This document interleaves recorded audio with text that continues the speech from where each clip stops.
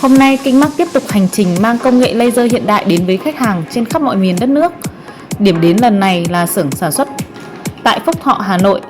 Máy cắt laser 1500W sử dụng nguồn laser mắc và máy nén khí trục vít tổ hợp đã được bàn giao và lắp đặt hoàn thiện.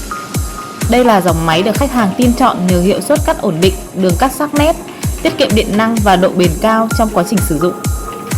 Đội ngũ kỹ thuật kingmac đã trực tiếp hướng dẫn vận hành, bảo dưỡng, tối ưu tốc độ cắt, giúp khách hàng nhanh chóng làm chủ thiết bị và sẵn sàng đưa máy vào hoạt động. Một lần nữa, kingmac xin chúc xưởng sản xuất của quý khách hàng kinh doanh thuận lợi và làm ăn phát đạt.